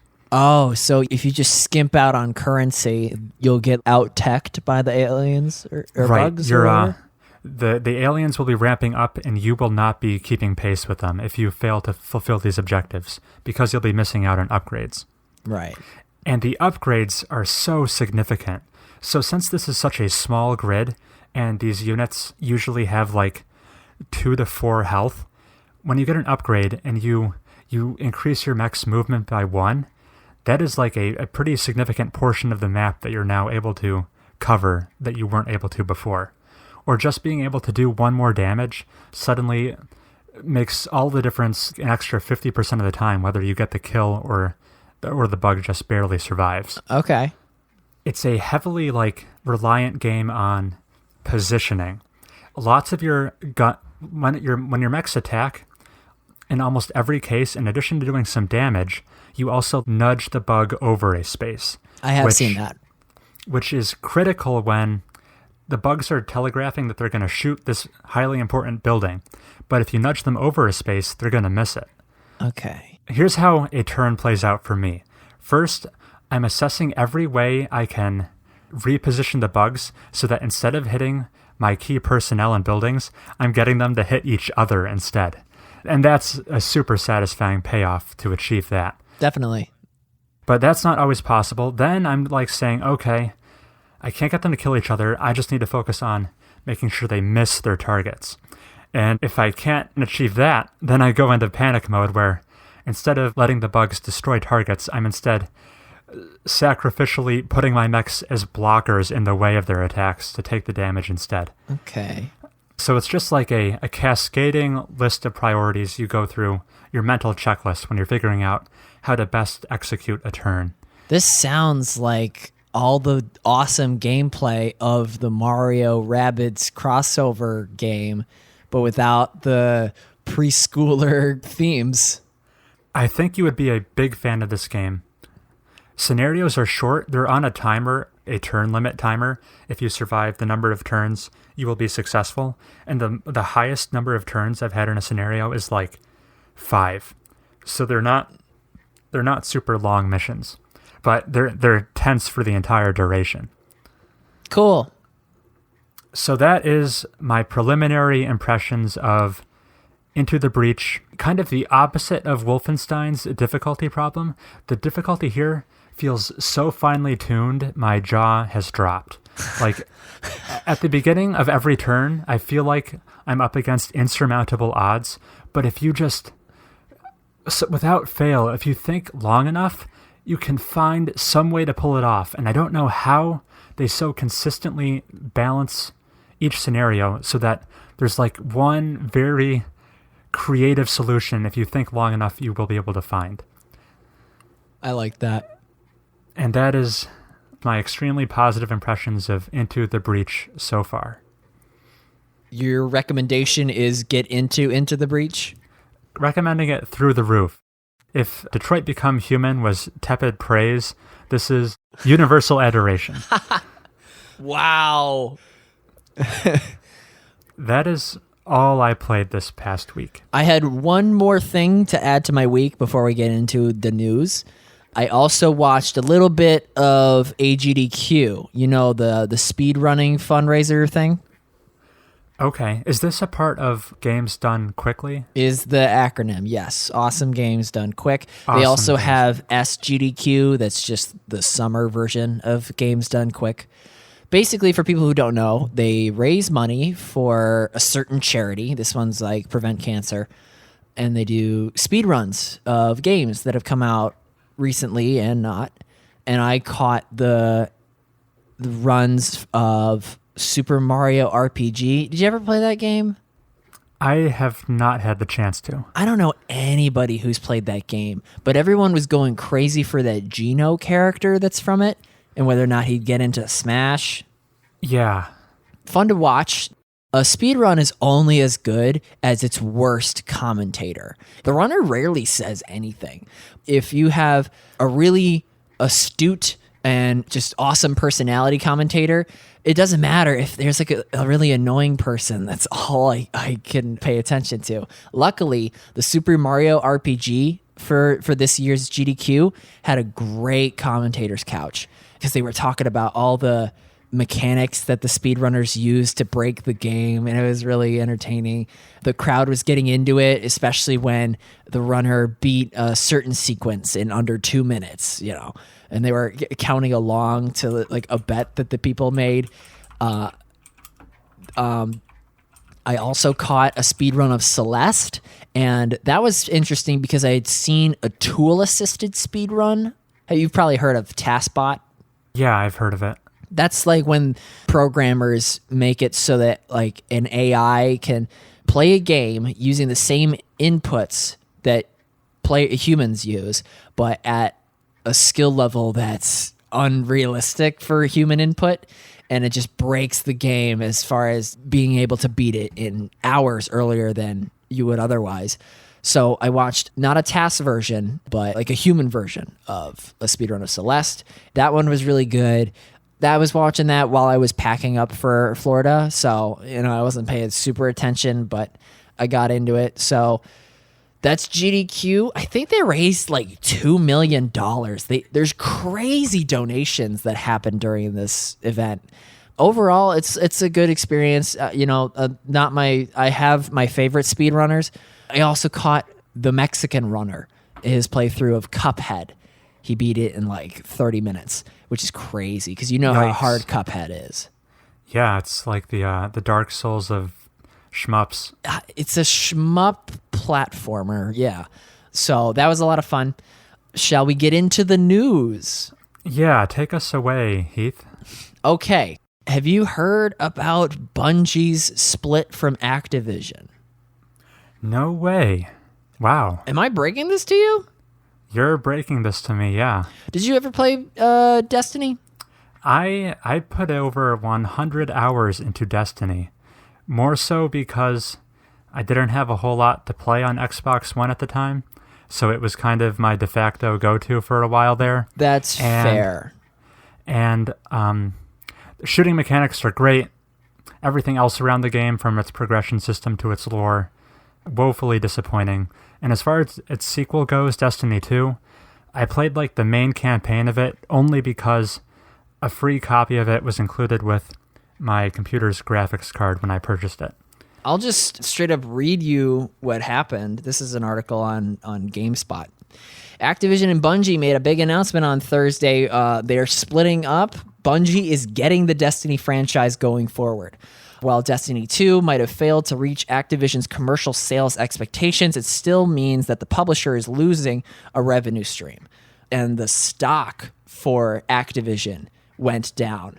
The company's share price fell by almost 7% hours after the news released and the stock market closed. Shares went from $51 to $44. I don't know if you know stock, but that's just like a 10% drop. Which is not trivial, no. That's huge. So, Destiny, when Bungie first signed on with Activision, they had like a 10-year contract to create Destiny games for Activision to publish. Did they? And the fact that they're now kind of getting out of it prematurely, Activision must have been pretty disappointed with their performance so far. I believe there was like a leaked plan for when Bungie would be releasing various Destiny projects over the course of the 10 years. This was like before even Destiny 1 had come out. And to compare reality to that original plan, Bungie had been under-delivering on how quickly they presumed they could produce new Destiny content. That's pretty big. Thank you for... I'm surprised I hadn't heard about it yet. I never played Destiny, so I don't really know what it means to me. Like if... I don't know. I'm not on the edge of my seat to hear more Destiny news. It's not a franchise I care that much about. I didn't think you would be. Can we go into corrections? Because last episode, I went off on a tangent to talk about Bandersnatch. Yeah. And I froze in the middle of talking about the getting on the train ending. In case people are going through the podcast episode by episode and are like yelling at their device saying like, oh, I never finished my sentence. What you needed to have done was looked at the family photo. That causes you to see where the bunny goes. And then you look at the book, and that allows you to go into the safe, and then you use the password toy on the safe. And that allows you to get the bunny and follow through with that ending. So if you listened to last episode and caught that, I'm sorry. I just wanted to put a button on that. Right. We don't want to give false Bandersnatch tutorials on this podcast. Well, it was really frustrating because like I start saying it and then I'm like, how much of this is real, Chris? And then we went down that way. Got it. So that's done. That is it for news. Here's a small news thing I found. What do you got? Smash Bros. Guest characters leaks. Oh, no. There have been many leaks. False leaks. Many leaks of varying authenticity, I'll say. The Grinch. But I came across one that I believe here. Uh-oh. I did not do my due diligence. I don't have sources to cite here. But apparently this guy predicted Joker and before it came out to be true. And if this guy is as accurate as he has been so far, other characters we have to look forward to are the protagonist of Ninja Gaiden, Steve from Minecraft, a Dragon Quest protagonist, and the most surprising to me of all is Doom Guy. Yay, Doom Guy. Which kind of makes sense because Bethesda ported Doom 2016 over to the Switch last year, I believe. Doom Guy is the instant favorite of that group. Minecraft Guy is overshadowed by how well Doom Guy fits in as like a classic video game character. I don't give a crap about Dragon Quest. Ninja Gaiden makes sense. The only thing I know about Ninja Gaiden is that the messenger is like Ninja Gaiden. Yeah, so if all of those predictions turn out to be false, forget you heard it here. But if they're true, please everyone know that we predicted it here on Mobius Tubes. We saw this coming miles away. Did we say the podcast title when we started? Yeah, we definitely did not. Oh, this is Mobius Tubes episode 6. If you're listening this far and you're like, wait, this isn't blank, we apologize for stringing you along. Yeah, we're sorry for leading you astray. Thank you for listening to Mobius Tubes. Yeah, we have other episodes you might enjoy listening to. I think last episode when we talked more about the games industry, that's just a solid discussion. I know I'm beating a dead horse, but man, I hope we get more good info. And that segues us to listener emails, because we have a very thoughtful question coming to us from a listener named Nathan. Hello, Nathan. Nathan actually wrote into us with 2 questions, so we'll answer them one at a time. Okay. First question. What are your thoughts and predictions for the next generation of consoles? In parentheses, he calls them out as the PS5, the Xbox 2, and a Switch Pro. He then goes on to say, some of the current generation consoles have been around for 5 years now. What features and upgrades would you like to see come to each new potential system? Yeah, it is about that time to start speculating. That's right. Last November 2018 marked the 5-year anniversary for both the PlayStation 4 and the Xbox One. The Switch is a little newer. Yep. Although there are rumors of a kind of a Switch refresh coming out this year. I don't know if it'll be like it might be a slight improvement, or maybe it'll be actually like a cheaper version of the Switch to produce in order to give it a price drop. I've heard rumors of maybe a version of the Switch where the Joy-Cons are not detachable; they're built in to save money or something like that. But let's assume we're talking about Nintendo's next real generation of consoles. All right, Nathan, you want to know what I think? It's apt that you called it the Switch Pro, because I'm pretty sure. I think we once called the Switch like the Wii 2, and that was pretty fair to say. It's just a continuation of like motion controls. The only thing that's really different is it's the handheld option, just using it as like the screen of the Switch with the 2 controller. Which is a pretty big difference, I would say. Yeah. So do we think that the Switch Pro, as he described it, is going to be just like a sequel to what the Switch is and what the Wii, it's like this kind of trilogy of consoles? Yes, I think that we aren't going to get like super significant changes with the next gen Nintendo console. I think it's going to continue to be a cooler handheld version, maybe even like 1080 graphics, because aren't the graphics capabilities of the Switch like only 720? Yeah, the handheld screen on the Switch is 720p. Yeah, I'm hoping like Nintendo, Reggie, take your time. Do not pump out a next gen console just because Phil Spencer and Sony Man are flexing on you. Just make it 1080p handheld and have some motion control component. I don't think we're gonna get like a built-in back scratcher or some kind of lavish labo. Please. I would hate for a feature that is as niche as Amiibos and the Nintendo Labo, which is the cardboard extension. Leave those out. Just keep it as like the big 3: handheld, motion controls. Give me 1080p. That's all I want out of the Switch Pro. As far as Nintendo is concerned, I think you're absolutely right, Heath. To release a new generation console that is not a hybrid portable system / home system would feel like a regression. It's so popular. They've definitely carved out a niche in the marketplace. And also it makes sense because Nintendo's consoles kind of sell on the strength of Nintendo's exclusives, you could say. Nintendo has a whole bunch of first-party developers making games, but when Nintendo has to simultaneously support a home console and a separate portable system, like the case of the Wii U and then Nintendo 3DS, then their first-party studios, their efforts are split between 2 different platforms.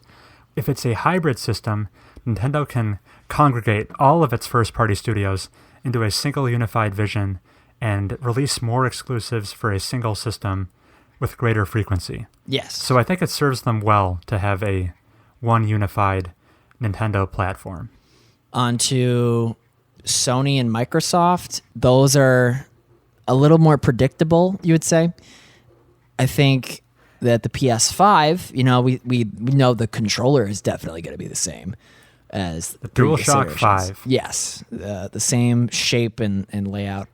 I guess the one thing is I don't know if they'll keep the touchpad or not. Yeah, that's the only thing that's up in the air. I don't think they're going to double down on VR. That feels still too underdeveloped, too niche. I think it's just going to, what? This is a point I disagree with you on. Fight me. I think Sony is going to double down on VR. Really? And have it more baked into the system than it currently is. Currently, if you buy a PlayStation VR, there's like a whole external processing unit you have to plug into the PS4. I think going forward, on a future PS5, they'll do away with that being a necessity. You'll be able to plug the headset directly into the console itself. I think you're wrong. I think it's still just too much of an afterthought that they're going to be like, we'll keep it as accessible as it currently is. Let's focus more on backwards compatibility, flashier graphics. I don't know. There's what complaints do people have about the PS4? It's a pretty good console. Yeah. If there were any significant complaints, it wouldn't be currently sitting at 91.6 million PlayStation 4s sold. Right. For perspective, that puts it as the 4th highest selling home console ever. So I'm not counting handhelds here. Yeah, the DS kills that. It's at 91.6. The Wii is the next one it has to surpass at 101.6 million, which I think it's going to do. I think it has another 10 million units in it, easy. And yeah, for sure. And since the Wii and the PlayStation are so, PlayStation 1 here, they're so close in units sold, the PlayStation sold 102.5 million units. I think we're going to be in a universe pretty soon where the PlayStation 4 is the second highest selling console ever to exist, only behind the PlayStation 2. So there's no doubt Sony is the market leader this generation. Microsoft hasn't been giving us very concrete sales numbers because they would look bad if they did, but most analysts put the number of Xbox Ones sold as somewhere between half as many PlayStation 4s to a third of as many PlayStation 4s. So it's in the ballpark of like 40 mil. Yeah. Since Sony is so definitively the market leader this generation, I think a few things are going to be fact. I think the time frame we're looking at is by the end of 2020, we will have a new PlayStation console and we'll have a new Xbox console. I think the new Xbox console is going to be really good. Yeah, I think Microsoft has been fostering a lot of goodwill over the past few years. I think they're posing themselves to have a big success next gen. I think Microsoft is going to play their hand first. I think the new Xbox will come out before the next PlayStation, since they have more to gain by forcing the new generation earlier. This generation has been like a stinker for Xbox. I only just bought Red Dead Redemption 2 and that's like the only saving grace for it. I think they're totally thinking, all right, forget this current generation. We need to wow the next one. So that's what they've been cooking up. I don't think, but I hope it's going to be more exclusives that I actually want to play, not the lame racing or whatever. What do you think? I think Microsoft will have more exclusive next generation. They're sowing the seeds right now by acquiring and founding new development studios. That was a big important moment at the previous E3. It'll be a banger. Here's a feature I think has to exist on both the PlayStation and the next Xbox. I think they're both going to have super well integrated backwards compatibility. Xbox currently has that, so I think they'll just continue it. PlayStation 4 does not play very nicely with previous PlayStation games, but I think that's going to change for this reason. They're such the market leader right now. They have so many people in the PlayStation ecosystem. What better way to guarantee people don't jump ship to their competitor during the next generation by incorporating backwards compatibility? If you were a PlayStation owner this generation and you have a whole bunch of PlayStation games, and the next PlayStation announces that, yes, you can play all of your games once again on this new PS5, that'll probably incentivize you to stick with the PlayStation family. Brand loyalty. I think it's a guarantee PlayStation will have universal backwards compatibility on the PS5. At least for PS4 games. I can't speak to even earlier PlayStation games. Are there any features that are on your wish list, Heath, that you think would really benefit this next generation of consoles, that make them feel quote-unquote next gen? I'd really like to have cross-platform. Like, I'd like to play against you on your PlayStation and me on my Xbox, but I don't think that's ever going to happen. It didn't happen for Fortnite, did it? Sony kind of bent the knee to Fortnite. Sony is the one who was not playing nice with cross-platform play. But they say they're going to start a beta program allowing cross-platform play, starting with Fortnite. So Fortnite was the game big enough to get them to kind of back down. Will that open up to other titles? I'm not so sure. If we go into next generation where Sony doesn't have this colossal lead and there's more parity between the consoles, then I think we'll be in a situation that's more likely for all the platform holders to welcome cross-platform play. That's all I want, really. That is also probably my most desired feature. Because we got the rest, right? We got HD Rumble, we got Hulu. Yeah, I'm pretty comfortable with where gaming is right now. I suppose the new features I would want included are just things that I don't know I want yet until they show them to me, which is very vague and not a real answer, but that's what I've got for the moment. That's what you're going to get, Nathan. Everybody listening, pat yourselves on the back for being totally right. Chris, don't pat yourself on the back for the PSVR thing. It's not going to happen. I think we're going to, around the time the PS5 launches, maybe within a year afterwards, we will have a next iteration of PlayStation VR. A new headset. Nah, it's not that successful for them. I haven't really had a strong desire to get any VR headset, but after watching gameplay clips of Beat Saber, the desire is growing. Okay. Let's move on to Nathan's second question. All right, bring it. I'm 1 for 1. Nate says, what game that has been announced are you most excited for in 2019? And what game that hasn't been announced would you like to see in 2019? So a two-parter. Mm-hmm. We touched a little bit on our end of 2018 episode about announced games we're looking forward to in the new year, and I completely forgot about one that is announced.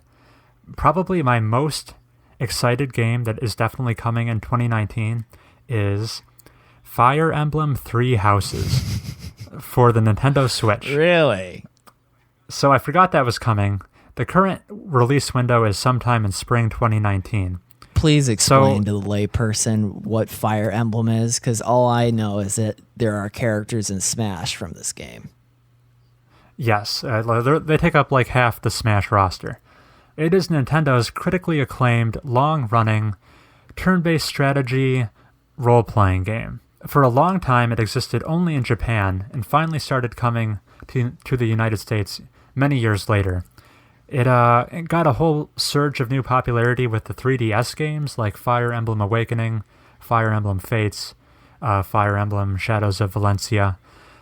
Games that almost made me consider getting a 3DS, but alas, I did not pull the trigger.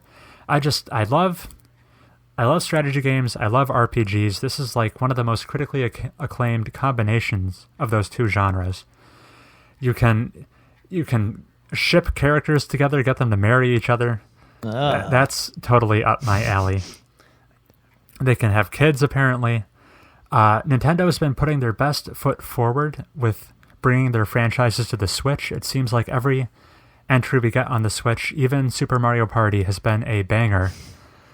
So I think it's going to be a very good entry in the Fire Emblem series. At least I have the faith that it will be. And it's just a series I've been tantalized with trying for many years, and I finally had the opportunity to do so. Here's kind of a aside. One game, my most anticipated game that is announced, but I'm not confident it's coming in 2019, so I didn't make it my answer to the first part of your question.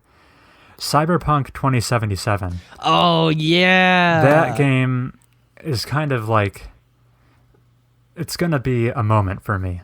It's going to be a big deal. I don't know when it's coming, but that is the game I am most looking forward to out of everything we know that's coming. I agree. Just because The Witcher 3 Wild Hunt is my favorite game of all time. And this will be the next follow-up from CD Projekt Red. And my anticipation could not be higher. And then as far as Make-A-Wish, what game has not been announced would I like to see in 2019? This is not going to happen, I don't think. I'm not cruel enough to myself to actually believe that this could be true. What? Back on the PlayStation 2, in 2006, this little game called Persona 3 came out. And then, in a very short turnaround, using the same kind of engine and assets and gameplay mechanics, in a mere 2 years, they put out Persona 4 in 2008.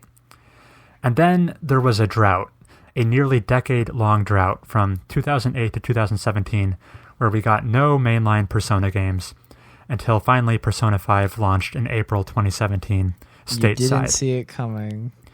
Now, that was the most successful entry in the franchise.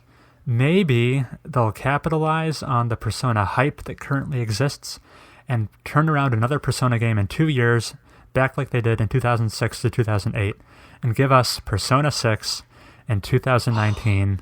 I would throw up. I would be so happy. Well, hold on. Wasn't there a story about Persona or like P5R got trademarked? Yes, absolutely. There's a teaser from Atlas that sometime in March they have an announcement regarding something called Persona 5R. Yeah, so I don't know what that is. So how could they be like just releasing that and then release Persona 6 when you say they will? To be clear, I don't think Persona 6 is coming this year. Okay. Nate asked me what I could do in my own fantasy land, and this is what I came up with. Okay. I'm more curious as to what Persona 5R is. You think it's Persona 5 Rumble? Or I heard Rubies was like a thing? Oh. Just like an extended version? Because Persona 4 Golden came out in 2012, an updated version of Persona 4. And then Persona 5 Ruby. Because Persona 4's color scheme is yellow, right? It is, yeah. And so Ruby would make sense. And 5 is red, so Ruby. But do you think it's Rumble? Because there are fighting game spin-offs of the Persona series. Arena Ultimax. And Smash. And Smash. It feels kind of presumably... too good to be true. The updated... Here's what I have to say about Persona 5 Ruby, having it be like an updated version. Persona 4 Golden kind of made sense because it was 4 years later and it came out on a different platform. Persona 4 was on the PlayStation 2, and then Persona 4 Golden was on the PlayStation Vita. So, unless Persona 5 Ruby is like a Switch port and doesn't come to PlayStation, it just kind of feels weird to have an updated version of Persona 5 come out on the PlayStation again just 2 years later. Okay. Heath, what game are you most excited for in 2019? Well, this might be kind of lame, but I did check. I thought this game was going to come out like next week, but it got delayed until March. I'm most excited for Tropico 6, the real-time strategy game in which you play as like a Caribbean dictator. You take over your little island and turn it into like an empire, its own little microcosm, and you can manipulate superpowers to get what you want, to rule your kingdom, and you got to keep the locals satisfied, or else you can get assassinated. It's kind of in the vein of Civilization and Democracy, because I'm a strategy guy like that. So Tropico 6, I'm looking forward to. I've seen like the first 100 turns equivalent from like PewDiePie played it once, and it looks fun. You know, it's got that sense of humor that you don't get from like Civilization. Right. So I'm digging that. That's come out in March, according to the recent updates. And then the game that I am looking forward to that has yet to be announced, but might come, I want Pokemon 2019. I think that is a thing that is happening. Really? Okay. I didn't know how legit, because there's no trailer, there's no trademarks. We haven't seen anything from it, but I think Nintendo said something along the lines of, around the time they announced Pokemon Let's Go Pikachu and Let's Go Eevee, in order to quell the uproar from the fans saying this is not a real mainline Pokemon game, they said something to the effect of, you'll get your real hardcore Pokemon game in 2019. Right, because I haven't had a Nintendo console since the Wii, and there were no Pokemon games for the Wii. Right. Except for, not Pokemon Stadium, but, there's the RPG Pokemon games, and then there's the games like Pokemon Stadium and Pokemon Coliseum, which I did play Pokemon Coliseum on the GameCube, and that was excellent. It was so much fun. The 3D graphics, and Pokemon's fun on its own. It was one of my first games, is Pokemon Sapphire. But having it... the power of the GameCube made it way more appealing to me, and I would much rather play a sequel to Pokemon Coliseum than Ultra Sun and Moon or Let's Go Eevee. Why? I'm happy to hear that it got teased because of the freaks writhing at the arrival of Let's Go Pokemon whatever. Now that I have a Switch, this is feasible now. I wasn't going to play friggin' Diamond and Pearl because I didn't have a DS. Right. Or maybe I did have a DS, but is it already too old for it? Anyway, this might be my in to Pokemon since Gen 3. Which generation is this going to be? 8? I think we're around there, yeah. 8? This could be my end of the Pokemon franchise as well. I've never played a single Pokemon game. No way. I've asked you that before, right? I had some Pokemon trading cards, but never a game. All right. I think this could be your entry to the series and my rebirth. That's very exciting. Whose question was that? That was Nathan's. Thank you for the excellent discussions you provided us, Nathan. Solid questions, Nathan. And that's more or less a wrap for episode 6 of Mobius Tubes, isn't it? We didn't even plug the email at the beginning of the email section. You're right. You too can write to us just as Nathan did by sending an email to mobiustubespodcast@gmail.com. Loving those questions. Make your comments, make your predictions like we've been doing. Awesome. Thank you for your time, Heath. Thank you for letting me vicariously re-enjoy Detroit Become Human again. As a parting gift, I give to the listeners all of the Detroit Let's Plays on YouTube. Just go watch them and tweet me your favorite tropes from David Cage games. I literally can't get enough of that. This is the only fandom that I'm really, because I don't care about Star Wars that much, or Harry Potter or Disney princess, whatever. But David Cage shenanigans, I eat it up. Just send me all of it. I like David Cage. I like Toby Fox. Those are my go-tos. Awesome. Should we clap to end the episode? For the people who don't know, because we're at a distance, we have to sync up our audio on either side by doing a synchronous clap. So that's what Chris was suggesting. It wasn't necessarily like a ceremonial thing that we do at the end of episodes. I would like to leave our listeners with the impression that it is a ceremonial thing. Then let's. All right. Thanks for listening. You can leave all of this in here. I was planning to, because it was just too funny to be like, do you want to clap at the end of the episode? Just give ourselves a big pat on the back. We deserve applause for episode 6. Yeah.